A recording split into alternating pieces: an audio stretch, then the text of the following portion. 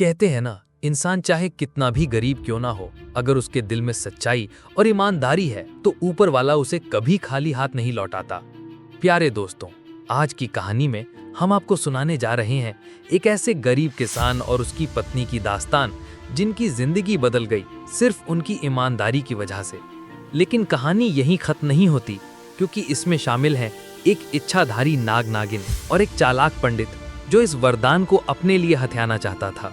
आखिर सच और झूठ की इस जंग में जीत किसकी होगी, यही है इस कहानी का असली राज। बहुत समय पहले उत्तर भारत के एक छोटे से गांव में साधारण लोग रहते थे।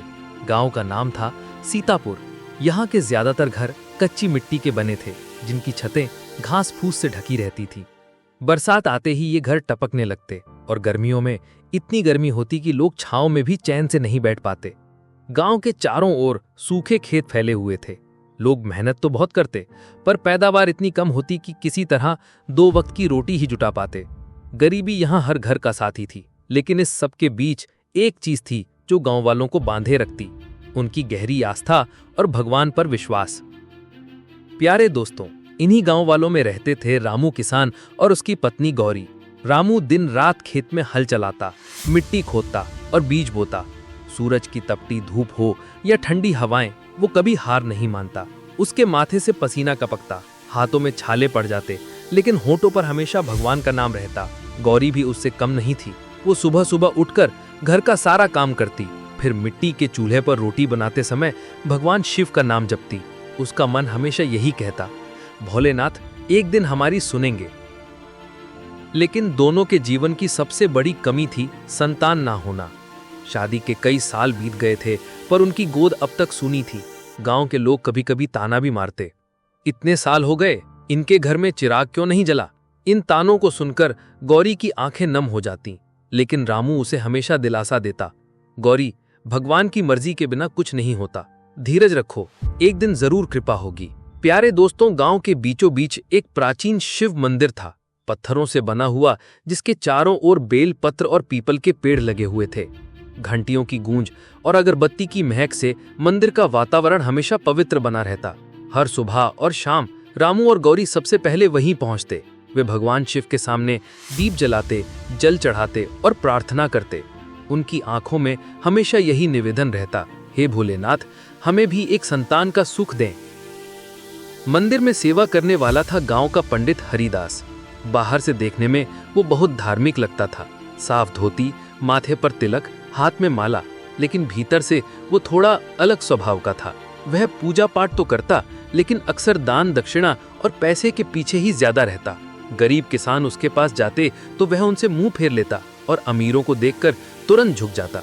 रामू और गौरी भी जब उसके पास अपनी पीड़ा लेकर गए थे तो उसने बड़ी गंभीर आवाज में कहा था, संतान पाने के लिए विशेष पूजा अनुष्ठान करना होगा, लेकिन इसमें बहुत खर्च आएगा। बेचारे किसान के पास इतने पैसे कहाँ थे। उन्होंने हाथ जोड़कर कहा, पंडित जी, हम गरीब हैं, हमारे पास दान देने लायक ज्यादा कुछ नहीं, बस भगवान की कृपा चाहिए। पंडित हरिदास ने हंसकर टाल दिया और कहा, भगवान की कृपा भी उन्हीं पर होती है जो पूजा अनुष्ठान में यथोचित दान दे सकें। इतना सुनकर रामू और गौरी चुपचाप लौट आए, लेकिन उनके मन की आस्था डगमगाई नहीं। वे जानते थे कि भगवान की सच्ची भक्ति पैसों से नहीं, दिल से होती है। गांव से कुछ दूर घने जंगल और एक शांत नदी के किनारे एक पुराना पीपल का वृक्ष था। उसके नीचे गहरी बिल में रहते थे इच्छाधारी नाग और नागिन। ये साधारण जीव नहीं थे, ये थे शिव भक्त सर्प, जिनका वंश भगवान शिव के गले में विराजमान सर्प वासुकी से जुड़ा था। प्यारे दोस्तों, कहा जाता है कि जब भगवान शिव ने समुद्र मंथन के समय निकले हलाहल विष को अपने गले में धारण किया था, तब सभी देवता और ऋषि भयभीत थे। उस समय सर्पराज वासुकी ने अपनी जाति सहित शिवजी की गले में स्थान लिया और कहा, प्रभु, ये विष आपके कंठ में है, परंतु इसका असर आपकी देह पर ना पड़े, इसके लिए हम आपके गले में वास करेंगे। हम सदैव आपके सेवक बनकर आपके साथ रहेंगे। तभी से नागों का शिवजी के साथ गहरा आध्यात्मिक नाता जुड़ा। नाग केवल सांप नहीं, बल्कि धर्म और रक्षा के प्रतीक बन गए। प्यारे दोस्तों, सीतापुर के जंगल में रहने वाले ये नाग नागिन भी उसी वंश के थे। वे दिन रात भगवान शिव का ध्यान करते और कभी कभी रात्रि के समय दिव्य रूप धारण करके पीपल वृक्ष के नीचे धुनी रमाते। उनकी आंखों में सर्प जैसी चमक थी, परंतु हृदय निर्मल और दयालु था। नाग नागिन ने सदियों तक तप किया। उनका एक ही संकल्प था, जहां कहीं भी सच्चा भक्त ईमानदारी से संकट झेलेगा, वहां हम उसकी सहायता करेंगे। धर्म की रक्षा हमारा कर्तव्य है। इन नाग नागिन को संसार की लालच और पाखंड से बहुत दुख होता था। वे देखते थे कि लोग दिखावे की पूजा में तो समय लगाते हैं, पर असली धर्म, सत्य, करुणा और ईमानदारी को भूल जाते हैं। इसलिए उन्होंने प्रण लिया कि वे केवल उसी मनुष्य की मदद करेंगे जो सच्चा, ईमानदार और निष्कपट हो। एक रात जब चांदनी नदी पर चमक रही थी, नागिन ने नाग से कहा, स्वामी, अब समय आ रहा है। कहीं न कहीं कोई ऐसा भक्त है जिसकी सच्चाई की परीक्षा होने वाली है। हमें वहां अवश्य जाना होगा। नाग ने आंखें बंद कर ध्यान लगाया। उसकी अंतरात्मा ने संकेत दिया, हाँ, वो भक्त है सीतापुर का किसान रामू और उसकी पत्नी गौरी। भगवान ने उनके भाग्य में हमें भेजना तय किया है। और इस प्रकार नियति की डोर धीरे धीरे किसान, उसकी पत्नी और इन दिव्य नाग नागिन को मिलाने जा रही थी। रामू और गौरी का जीवन साधारण था, पर उनके दिल में एक गहरी टीस हर पल साथ रहती थी, संतान का अभाव। शादी को 15 वर्ष बीत चुके थे, लेकिन आज तक उनकी गोद खाली थी। गांव के लोग अक्सर ताना मारते, अरे इतने साल हो गए, अब तो आशा छोड़ दो, इनके घर का दिया कभी नहीं जलेगा। प्यारे दोस्तों, कभी कभी तो औरतें गौरी से कहती, बहन, संतान के बिना औरत का जीवन अधूरा ही रह जाता है। ये बातें सुनकर गौरी का कलेजा चाक चाक हो जाता। वो अकेली बैठकर आंसू बहाती। रामू उसे ढांढस देता और कहता, गौरी, रोने से कुछ नहीं होगा, विश्वास रखो, भोलेनाथ जरूर हमारी सुनेंगे। हर सुबह और हर संध्या दोनों शिव मंदिर जाते, दीप जलाते, बेलपत्र चढ़ाते और भोलेनाथ के सामने हाथ जोड़कर कहते, हे महादेव, हम गरीब सही, लेकिन दिल से आपके भक्त हैं। हमें दान दक्षिणा देने लायक सामर्थ्य नहीं, लेकिन भक्ति की कोई कमी नहीं। बस हमें एक संतान का सुख दे दीजिए। उनकी प्रार्थना में इतनी करुणा होती कि मंदिर की घंटियां भी जैसे द्रवित हो उठती। रात को जब गांव के घरों से बच्चों की किलकारियां सुनाई देती, तो रामू और गौरी का आंगन और भी सूना लगने लगता। गौरी कभी कभी भगवान से मन ही मन सवाल करती, हे भोलेनाथ, मैंने कौन सा अपराध किया है जो मुझे मां बनने का सुख नहीं मिला? क्या मेरी गोद यूं ही सूनी रहेगी? रामू चुपचाप उसकी आंखों से बहते आंसू पोंछ देता और कहता, गौरी, शायद यही हमारी परीक्षा है। जब तक हम सच्चाई से जिएंगे, एक दिन ये तपस्या फल जरूर देगी।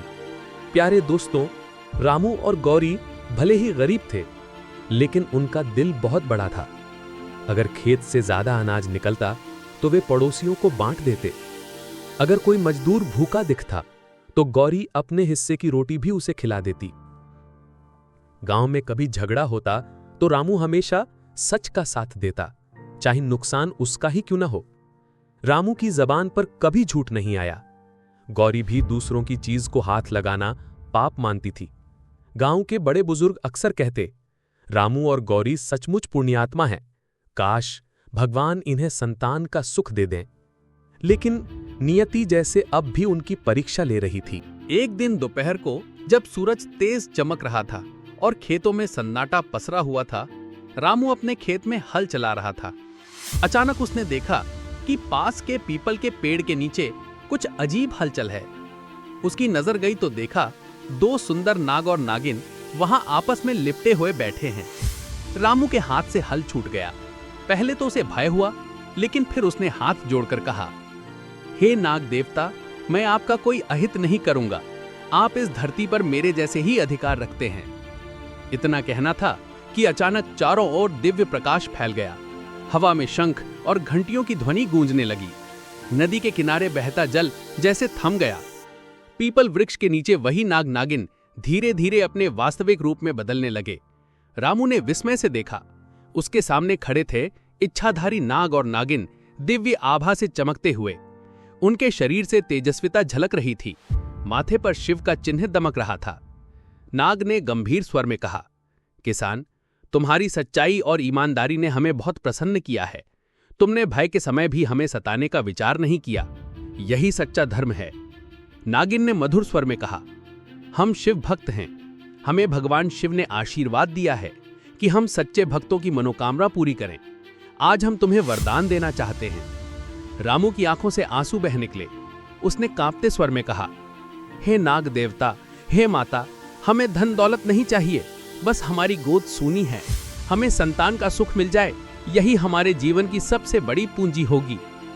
इतना कहते ही अचानक आकाश में बादल घिराए, बिजली चमकी और मंदिर की दिशा से शिव शिव की ध्वनि गूंज उठी, जैसे स्वयं भगवान शिव इस वरदान के साक्षी बन गए हों। नाग नागिन ने दोनों हाथ उठाए और बोले, किसान, तुम्हारी गोद भर जाएगी, लेकिन याद रखना, ये संतान साधारण नहीं होगी। ये वरदान सिर्फ तुम्हारी ईमानदारी और धर्मनिष्ठा पर ही टिका रहेगा। अगर तुमने कभी झूठ का सहारा लिया या धर्म से विचलित हुए तो ये सुख छिन जाएगा। रामू और गौरी दोनों ने जमीन पर गिरकर प्रणाम किया और बोले, हम वचन देते हैं कि चाहे कैसी भी कठिनाई आए, हम धर्म और सत्य के मार्ग से नहीं हटेंगे। नाग नागिन ने आशीर्वाद दिया। उनके चारों ओर दिव्य आभा फैली और फिर वे अचानक प्रकाश की लहर में लीन होकर अंतर्ध्यान हो गए। रामू और गौरी का हृदय आज पहली बार इतनी गहराई से आशा और खुशी से भर गया। गांव के बीचों बीच एक छोटा सा शिव मंदिर था। मंदिर पुराना था, लेकिन वहां रोज घंटियों की गूंज और धूप दीप की महक से पूरा गांव पवित्र महसूस करता। इस मंदिर का प्रधान था पंडित हरिदास। देखने में वो बड़ा विद्वान लगता। माथे पर लंबा चंदन का तिलक, गले में रुद्राक्ष की माला और हाथ में हमेशा एक मोटी सी धर्म ग्रंथ। गांव वाले उसे बहुत मानते थे, लेकिन भीतर से पंडित हरिदास का दिल अलग ही धुन पर चलता था। उसे भगवान से अधिक लगाव नहीं था, बल्कि उसे तो भगवान के नाम पर मिलने वाले दान और दक्षिणा से मतलब था। जब भी कोई अमीर व्यापारी या जमींदार मंदिर आता तो पंडित उसकी चापलूसी करता, लंबी चौड़ी पूजा रखवाता और मोटी दक्षिणा ऐंठ लेता। वहीं अगर कोई गरीब किसान पूजा करवाने आता तो पंडित उसे नीठा दिखाता, अरे तेरे पास क्या है देने को, भगवान तेरी सुनेंगे भी कैसे। किसान दुखी होकर घर लौटता, लेकिन उसकी आस्था डगमगाती नहीं थी। उसे पता था कि भगवान का असली रास्ता दक्षिणा नहीं, बल्कि सच्चाई और श्रद्धा है। धीरे धीरे गांव में चर्चा होने लगी, देखो पंडित जी तो हर समय अमीरों के पीछे भागते हैं, लेकिन गरीब रामू किसान और उसकी पत्नी बिना थके भगवान का नाम लेते हैं। यहां से असली फर्क दिखने लगा। पंडित का नकली धर्म जो केवल लालच और दिखावे पर टिका था, और किसान की सच्ची भक्ति जो ईमानदारी और श्रद्धा पर आधारित थी। भगवान शिव सब देख रहे थे। वे जानते थे कि असली धर्म सोने चांदी से नहीं, बल्कि दिल की पवित्रता से मिलता है। सच्चा धर्म वही है जो दिल से किया जाए। नकली दिखावा और स्वार्थ भगवान को कभी स्वीकार नहीं। गांव में धीरे धीरे किसान और उसकी पत्नी की खुशियां लौट आई थी। नाग नागिन के वरदान से उन्हें संतान मिली और वो बच्चा सचमुच दिव्य गुणों वाला था। भोला सा बच्चा, लेकिन सत्य और धर्म की राह पर चलता हुआ सबका प्रिय बन रहा था। किसान उसकी पत्नी के चेहरे की रौनक देखकर पूरा गांव चकित था। लेकिन ये सब देखकर पंडित के भीतर ईर्ष्या और लालच की आग भड़क उठी। वो सोचने लगा कि ये कैसे हो सकता है, बिना मेरी पूजा, बिना मेरे यज्ञ इनको संतान मिल गई। लोग मुझसे ज्यादा इस किसान को पूजने लगे हैं। ये बच्चा तो मेरे लिए खतरा है। अगर ये बड़ा हुआ तो मेरी नकली शान और धंधा खत्म हो जाएगा। प्यारे दोस्तों, एक दिन गांव की बीच सभा बुलाकर पंडित ने किसान और उसकी पत्नी को ललकारा। पंडित ने ऊंची आवाज में कहा, ये बच्चा तुम्हारा नहीं हो सकता। ये किसी मायावी शक्ति से आया है। अगर सचमुच ये शिव का वरदान है तो इसे मेरी परीक्षा से गुजरना होगा। गांव वाले, जो पंडित की बाहरी धर्म की चादर देखकर अभी तक उसके अनुयायी बने हुए थे, चुपचाप खड़े हो गए। सबकी निगाहें किसान पर थीं। किसान और उसकी पत्नी कांपते हुए अपने बच्चे को सीने से लगाए खड़े थे। पंडित ने अग्निकुंड सजाया और बोला, अगर ये बच्चा पवित्र है तो अग्नि इसे नुकसान नहीं पहुंचा पाएगी। इसे मेरे हाथों सौंप दो। ये सुनकर किसान की आंखों से आंसू बहने लगे। वो जानता था कि उसका बच्चा भगवान शिव का आशीर्वाद है, लेकिन उसे अग्नि में सौंपने का साहस उसके पास नहीं था। तभी उसने हृदय से प्रार्थना की, हे भोलेनाथ, आपने ही ये संतान दी है, आज इसे अपनी शरण में बचाइए। यदि हमारी सच्चाई, हमारी भक्ति और ईमानदारी सच्ची है तो आज सत्य की जीत हो। प्यारे दोस्तों, जैसे ही पंडित बच्चा छीनने को बढ़ा, अचानक आकाश में गड़गड़ाहट हुई। शंख और घंटियों की आवाज गूंज उठी। गांव का चौराहा प्रकाश से भर गया और वहीं पर दिव्य रूप में इच्छाधारी नाग नागिन प्रकट हुए।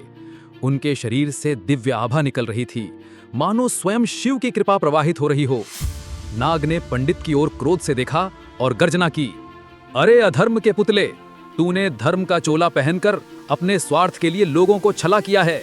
आज तेरा असली रूप सबके सामने प्रकट होगा। नागिन ने गांव वालों की ओर मुख किया और कहा, ये किसान सच्चा भक्त है। इसने किसी का हक नहीं मारा, किसी को धोखा नहीं दिया। इसी की भक्ति और सच्चाई से हम प्रसन्न हुए। लेकिन तू पंडित, तूने अपने लालच से धर्म का अपमान किया है। ये सुनकर पूरा गांव स्तब्ध रह गया। पंडित के चेहरे से नकली मुस्कान गायब हो गई। नाग ने पंडित को श्राप देते हुए कहा, तेरी झूठी पूजा और नकली यज्ञ अब कभी सफल नहीं होंगे। लोग तुझसे मुंह मोड़ लेंगे और तू अकेला रह जाएगा। पंडित भय से कांपने लगा। वो जमीन पर गिर पड़ा और दया की भीख मांगने लगा। तभी किसान ने आगे बढ़कर हाथ जोड़कर विनती की, हे नागराज, हे नागिन माता, क्षमा कर दीजिए। सच्चे धर्म में केवल दंड नहीं, क्षमा भी होती है। अगर आप इसे पूरी तरह नष्ट कर देंगे तो ये कभी अपनी गलती समझ नहीं पाएगा। इसे जीवन का अवसर दीजिए ताकि ये सुधर सके। किसान की करुणा देखकर नाग नागिन शांत हो गए। नागिन ने कहा, यही है सच्चा धर्म, जहां शक्ति हो करुणा में और जीत हो क्षमा में। पंडित को अपनी भूल का एहसास हुआ। वो फूट फूट कर रोने लगा और किसान के चरणों में गिरकर क्षमा मांगने लगा। गांव के लोग भी समझ गए कि सच्चा धर्म बाहरी आडंबर में नहीं, बल्कि सच्चाई, भक्ति और ईमानदारी में है। उस दिन से गांव में एक नया संदेश फैल गया। सच्चा धर्म वो है जहां क्षमा और करुणा हो। झूठा धर्म हमेशा स्वार्थ और छल में हार जाता है।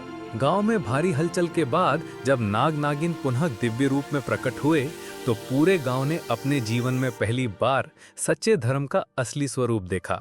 नागिन ने अपनी कोमल लेकिन दृढ़ आवाज में कहा, ये बच्चा कोई साधारण बालक नहीं है, ये भगवान शिव का आशीर्वाद है। इसका जीवन धर्म, ईमानदारी और भक्ति के मार्ग पर ही चलेगा। इसे पाने का हक केवल उसी को है जो सच्चे मन से ईमान और सच्चाई पर अडिग रहेगा।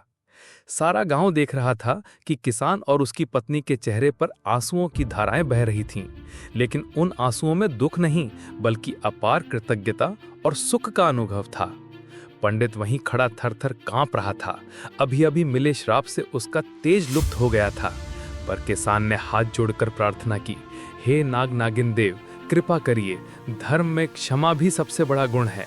पंडित ने गलती की, पर शायद ये उसकी अज्ञानता थी। यदि आप उसे पूरी तरह नष्ट कर देंगे तो ये भी अधर्म होगा। किसान के इन विनम्र शब्दों से नाग नागिन भावुक हो गए। नाग ने गहरी गंभीर आवाज में कहा, सच्चे धर्म में केवल दंड नहीं बल्कि क्षमा भी होती है, और तूने ये सिद्ध कर दिया है कि तू वास्तव में भगवान का सच्चा भक्त है। पंडित रोते हुए किसान के चरणों में गिर पड़ा और बोला, मैंने स्वार्थ और लालच में अंधा होकर धर्म का अपमान किया। आज मुझे समझ आया कि धर्म का असली स्वरूप सोने चांदी या आडंबर नहीं, बल्कि सच्चाई और भक्ति है। नाग नागिन ने किसान और उसकी पत्नी को आशीर्वाद देते हुए कहा, तुम्हारा ये पुत्र बड़ा होकर समाज और धर्म की सेवा करेगा। ये लोगों को सच्चे धर्म का मार्ग दिखाएगा और झूठे आडंबरों से बचाएगा। सारा गांव गवाह बना उस दिव्य दृश्य का। शंख, घंटियों और मंद मंद गूंजते ओम नमः शिवाय के उच्चारण ने वातावरण को पवित्र कर दिया। उस दिन से गांव वालों की सोच बदल गई। लोग समझ गए कि धर्म का असली स्वरूप सोने की थाली, चमकीले वस्त्र या ऊंची आवाज के मंत्र नहीं है। धर्म का सार है ईमानदारी, सच्चाई और सच्ची भक्ति। किसान और उसकी पत्नी का जीवन सुखमय हो गया। वो बच्चा जो नाग नागिन के वरदान से मिला था, सचमुच बड़ा होकर समाज का मार्गदर्शक बना। उसकी वाणी और आचरण ने गांव-गांव में ये शिक्षा फैला दी कि सच्चा धर्म वही है जिसमें दूसरों की मदद हो, जिसमें करुणा और क्षमा हो और जिसमें भगवान के प्रति सच्ची श्रद्धा हो। दोस्तों, इस कहानी से हमें यही सीख मिलती है कि चाहे हालात कितने भी मुश्किल क्यों ना हो, इंसान को हमेशा ईमानदार और सच्चा रहना चाहिए। झूठ और लालच से शायद थोड़ी देर का फायदा मिल जाए, लेकिन लंबी दौड़ में जीत हमेशा सच्चाई की ही होती है। अगर आपको ये कहानी अच्छी लगी हो और दिल को छू गई हो तो इसे अपने दोस्तों और परिवार वालों के साथ ज़रूर शेयर करना, ताकि और लोग भी ईमानदारी की इस सीख से कुछ नया समझ सके। वीडियो को लाइक करना मत भूलिएगा। और हाँ, अगर आप ऐसी ही और दिल को छू जाने वाली कहानियाँ सुनना चाहते हैं तो कहानी टेल्स यूट्यूब चैनल को अभी सब्सक्राइब कर लीजिए। और कमेंट में हमें ज़रूर बताइए, क्या आप मानते हैं कि सच्चाई की हमेशा जीत होती है? आपके जवाब का हमें बेसब्री से इंतज़ार रहेगा। आपकी एक छोटी सी सपोर्ट कहानी टेल्स के लिए बहुत बड़ी ताकत है।